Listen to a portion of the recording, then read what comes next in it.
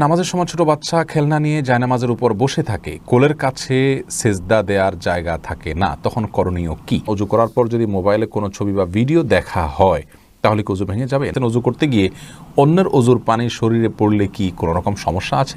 একা নামাজ পড়লে কি আজান দিতে হবে? টোপর পরিধান করা কি জায়েজ আছে? গোপনাঙ্গ হাত দিলে কি ওযু যাবে? শারীরিক অসুস্থতার জন্য বালিশের উপরে সেজদা দেওয়া যাবে কিনা? মহিলাদের ফরজ নামাজের সময় একামত দিতে হবে কিনা? দুলাভাইকে ভাইয়া বলে ডাকা যাবে কিনা? কোনো কিছু কুড়িয়ে পেলে করণীয় কি? নামাজের মাঝখানে যদি ওযু ভেঙে যায় তাহলে কি করতে হবে? বিনা ওযুতে কালিমা সহ ছোট ছোট দোয়া পড়া যাবে কিনা? চোখে আলগা পাপড়ি লাগানো যাবে কিনা? প্রতি বৃহস্পতিবার আসর নামাজের পর নাকি প্রত্যেক মৃত ব্যক্তির রূহ নিজ নিজ বাড়িতে পাঠানো হয়, কতটুকু সত্য? ইফতাহুল জান্নাত কৃপা, আপনি জানতে চাইছেন দুলাভাইকে ভাইয়া বলে ডাকা যাবে কিনা? বলা যাবে, কোনো অসুবিধা নাই, কিন্তু অতিরিক্ত মধুরতা ডাকের ভিতরে থাকা ফিতনার কারণ যেন না হয় সে বিষয়টি মাথায় রাখতে হবে। খানম স্বপ্না, নামাজের মাঝখানে যদি ওযু ভেঙে যায় তাহলে কি করতে হবে? বড় ভাইয়ের আগে বিয়ে করা যাবে কি না? ওযু করে এসে যে জায়গা থেকে ভেঙেছেন সেখান থেকে কন্টিনিউ করবেন, যদি মাঝখানে কথা না বলে থাকেন, অন্য কোনো কাজ করে না থাকেন। স্বামী বারবার অনুরোধে চুল কালো করা যাবে কি না? লুৎফুল করিম জানতে চেয়েছেন, স্বামীর অনুরোধে চুল কালো করা যাবে না। আল্লাহ রাব্বুল আলামিন যেটিকে নিষেধ করেছেন সেটি অন্য কারোর নির্দেশের কারণে করা যাবে না। লা তাআতা লিমাখলুকিন ফি মাসিয়াতিল খালিকি, সৃষ্টিকর্তার নির্দেশকে লঙ্ঘন করে কোনো সৃষ্টির নির্দেশ মানা যাবে না। যেহেতু নবী সাল্লাল্লাহু আলাইহি ওয়াসাল্লাম বলেছেন ওয়াজান্নাবুস সাওয়াদ, কালো বাদ দিয়ে অন্য কোনো কালার করো, অতএব সেটাকে মাথায় রেখে স্বামী নির্দেশকে সসম্মানে ফিরিয়ে দিতে হবে। মারজান ইসলাম জানতেছেন, সন্তান হিজড়া না হওয়ার জন্য কি বাবা মায়ের কোনো আমল আছে? কোরআন সুন্নাহ বিশেষ কোনো আমল নেই, তবে হ্যাঁ, সন্তান যেন নেক হয়, চক্ষু শীতলকারী হয়, সেজন্য আগে থেকে দোয়া করবেন। সূরা ফুরকান আয়াত নম্বর ৭৪ এবং অন্যান্য দোয়াগুলো বেশি বেশি পড়বেন। ইনশাআল্লাহ আল্লাহ তাআলা এমন সন্তান দিবেন যে সন্তান আপনার আমার চোখকে জুড়াবে। নাজমিন নাহার নিতু জানতেছেন, চুন এবং সুপারি দিয়ে পান খাওয়া কি হারাম? প্রথম কথা হলো যে সুপারি খুবই ক্ষতিকর এবং ইতিমধ্যে আমরা জানি এটাকে গুপ্ত ঘাতক বা বিষ বলা হয়েছে, বিভিন্ন গণমাধ্যমে উঠে এসছে, গবেষকরা এরকম জানিয়েছেন। তো যে জিনিস স্বাস্থ্যের জন্য ক্ষতিকর সেটা খাওয়া জায়েজ নেই। আল্লাহ রাব্বুল আলামিন বলেছেন, লা তুলকু বিআইদিকুম ইলা তাহলুকা, তোমরা নিজেদেরকে ধ্বংসের দিকে ঠেলে দিও না। যে জিনিসটি খেলে আপনার আমার ক্ষতি হবে আমরা জানি, প্রত্যক্ষভাবে সেই জিনিসটি খাওয়া আমাদের জন্য জায়েজ নেই। পরোক্ষ ক্ষতি অনেক কিছুরই রয়েছে, সেগুলোর কথা ভিন্ন কথা। তারপরে যদি কেউ আপনার জর্দাটা না খায় তাহলে সরাসরি সেটাকে গুনাহ বলা কঠিন। তবে জর্দার মধ্যে আবার মিষ্টি জর্দা যেটা, সেটা খেতে পারেন। আর যেটা তামাক রয়েছে সেটা সরাসরি খাওয়া, এটা জায়েজ থাকার কোনো কারণ হতে পারে না। রোমানা তানহা, আপনি জানতে চেয়েছেন বসে বসে ঝিমালে কি ওযু ভেঙে যাবে? বসে বসে ঝিমালে ওযু ভাঙবে না, যদি আপনার ঝিমানিটা কোনো কিছুর উপরে কোনো কিছুর সাথে হেলান দিয়ে না হয়, বরং আপনি এমনিতে বসে বসে ঝিমাচ্ছেন, এর ফলে ওযু ভঙ্গ হবে না। কিন্তু হেলান দিয়ে ঝিমালে ওযু ভেঙে যাবে, এবং যদি ঘুমিয়ে পড়েন হেলান দিয়ে। রাকিব হাসান জানতেছেন, গোপনাঙ্গ হাত দিলে কি ওযু যাবে? এটা নিয়ে ফোকাহে কেরামের মতো পার্থক্য রয়েছে। ইমাম আবু হানিফার মতে ওযু যাবে না, অন্য ইমামদের অনেকে বলেছেন ওযু যাবে। মোহাম্মদ, আপনি জানতে চাইছেন বড় ভাইয়ের আগে বিয়ে করা যাবে কি না?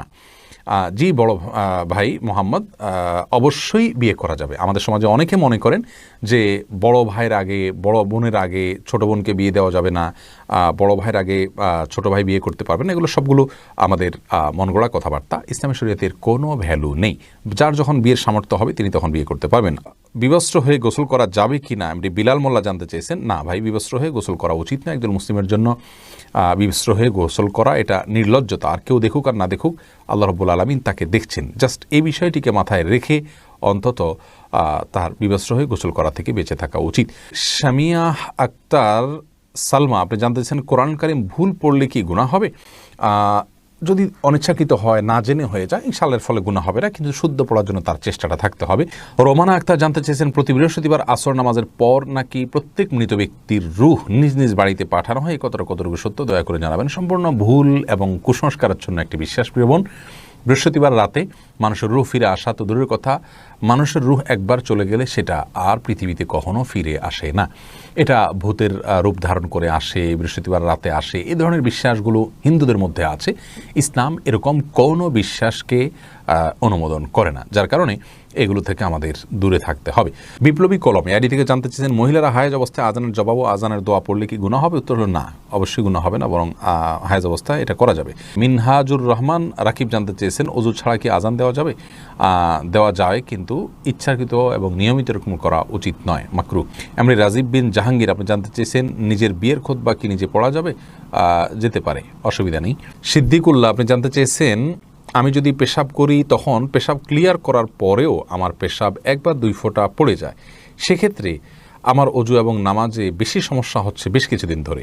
এ থেকে পরিত্রাণের উপায় বললে আমি খুবই উপকৃত হতাম। পেশাব ক্লিয়ার হওয়ার পর 1-2 ফোঁটা পড়লে আপনাকে অপেক্ষা করতে হবে যতক্ষণ না পেশাবের ধারা বন্ধ হয়ে যায়, তারপরে আপনি অজু করতে যাবেন। এটা হলো আপনার জন্য করণীয়। আর যদি এটা বন্ধ না হয়, কন্টিনিউয়াসলি চলতেই থাকে, তাহলে প্রত্যেক ওয়াক্তে আপনাকে আলাদা করে উজু করতে হবে।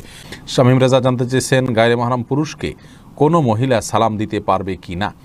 গায়রে মাহরাম পুরুষ যদি হয় তাহলে সেক্ষেত্রে তাকে মহিলা সালাম দিতে পারবে বলে বিন বাজ রাহিমাহুল্লাহ ফতোয়া দিয়েছেন, সৌদি আরবের সাবেক গ্র্যান্ড মুফতি, এবং তিনি দলিল হিসাবে পেশ করেছেন। আল্লাহ রাব্বুল আলামিন কোরআনে বলেছেন, ওয়াকুলনা কাওলাম মারুফা, স্বাভাবিক কথা মেয়েরা বলতে পারবে, আর সালাম এটা স্বাভাবিক কথার অন্তর্ভুক্ত, অতএব সালাম দিতে পারবে। যদি সালামের ভিতরে কোনো লৌকিকতা না থাকে, সালাম দেওয়ার সময় কোনো মাধুর্য সৃষ্টি করা না হয়, ফিতনার কোনো আশঙ্কা না থাকে, ইনশাআল্লাহ স্বাভাবিকভাবে সালাম দিতে পারবে। তবে বর্তমানে যে ফিতনার ছড়াছড়ি চলছে, এই পরিস্থিতিতে যদি সেটাও অ্যাভয়েড করা যায় সেটা নিরাপদ আমরা মনে করি। মনিরুজ্জামান সৈকত জানতে চেয়েছেন, বিয়েতে টোপর পরিধান করা কি জায়েজ আছে? টোপর পরিধান করাতে আপাত দৃষ্টিকোণ থেকে আমি কোনো মন্দ দিক দেখছি না, আল্লাহু আলাম। তাসফির আহমেদ রাব্বি জানতেছেন, একা নামাজ পড়লে কি আজান দিতে হবে? একা নামাজ পড়লে আজান দিতে হবে না, তবে একামত দিয়ে জামাতের উদ্দেশ্যে যে আর কেউ যদি যুক্ত হয় তাহলে যুক্ত হতে পারে, এটার জন্য বলে দেওয়া এভাবে করা উত্তম। মুসরাত আপনি জানতে চেয়েছেন, চোখে আলগা পাপড়ি লাগানো যাবে কি না। চোখে পৃথক আলাদা করে পাপড়ি লাগানো উচিত নয়, একান্ত বাধ্য না হলে। অসুস্থতার কারণে ওটা পড়ে গেছে, কোনো কারণে খারাপ দেখা যাচ্ছে বা দেখতে পাচ্ছেন না, এ সমস্ত কারণে ভিন্ন কথা। অতিরিক্ত পাপড়ি লাগানো এটা আল্লাহর সৃষ্টিতে পরিবর্তন করা এবং এক ধরনের প্রতারণা। সব মিলিয়ে এই বিষয়টি জায়েজ না, যদি সৌন্দর্য শুধুমাত্র সৌন্দর্য বৃদ্ধির জন্য আপনি করে থাকেন। মালা খাতুন আপনি জানতে চেয়েছেন, বিনা উজুতে কালিমা সহ ছোটো ছোটো দোয়া পড়া যাবে কি না। উত্তর হলো অবশ্যই পড়া যাবে। কালিমা এবং ছোটো ছোটো দোয়া এগুলো পাঠ করবার জন্য, দুরূদ পাঠ করবার জন্য, এমনকি মুখস্থ কোরআন তেলাওয়াত করবার জন্য অজুর কোনো প্রয়োজন নেই। কোরআনে কারীম শুধু স্পর্শ করে যখন আপনি তেলাওয়াত করবেন বা স্পর্শ করবেন তখন আপনাকে উজু করতে হবে। এছাড়া মুখস্থ তেলাওয়াতের জন্য উজুর প্রয়োজন নাই, দুরূদ পড়তে উজুর প্রয়োজন নাই, দোয়া পড়বেন উজুর প্রয়োজন নাই, কালিমা পড়ছেন তখন অজুর প্রয়োজন নেই। তবে হ্যাঁ, অজু অবস্থা যদি থাকতে পারেন, সে অবস্থা ভালো কাজগুলো করতে পারেন, সেটা অবশ্যই প্রশংসনীয়। ফয়সাল হোসেন জানতে চেয়েছেন, কোনো কিছু কুড়িয়ে পেলে করণীয় কি? কুড়িয়ে পেলে যদি খুব হালকা পাতলা ছোটোখাটো কোনো 5-10 টাকা হয়, এমন জিনিস যেটা কেউ খুঁজে বেড়াবে না, তাহলে সেটা তিনি চাইলে নিজে ভোগ করতে পারেন, যদি গরিব হন, আল্লাহ কাউকে দানও করে দিতে পারেন, নিজেও খেতে পারেন, অসুবিধা নেই।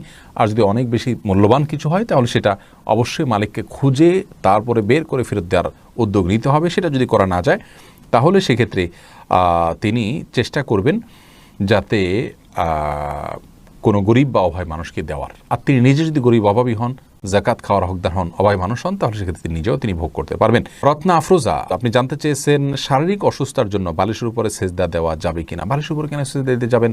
আপনি রুকু সেজদা যদি স্বাভাবিকভাবে দিতে না পারেন তাহলে ইশারা করে দিলেই হবে। পাশে বালিশ বা কোনো কিছুর উপরে সেজদা দেওয়ার বিশেষ কোনো কারণ নাই।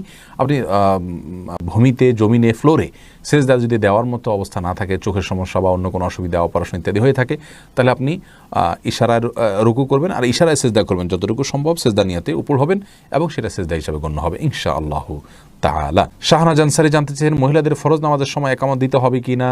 একামত যদি তারা দলবদ্ধভাবে নামাজ পড়েন তাহলে সেক্ষেত্রে একামত দিবেন কোনো পুরুষ লোক থাকলে তিনি।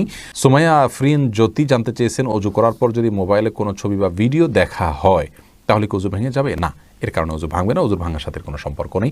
সাইফুর রহমান সাহেব জানতে চেয়েছেন, অজু করতে গিয়ে অন্যের অজুর পানি শরীরে পড়লে কি কোনো রকম সমস্যা আছে? না, কোনো অসুবিধা নেই, অজুর পানি নাপাক নয়। এরপর দ্বিতীয় প্রশ্ন আপনি করেছেন, নামাজের সময় ছোট বাচ্চা খেলনা নিয়ে জায়নামাজের উপর বসে থাকে, কোলের কাছে সেজদা দেওয়ার জায়গা থাকে না, তখন করণীয় কি?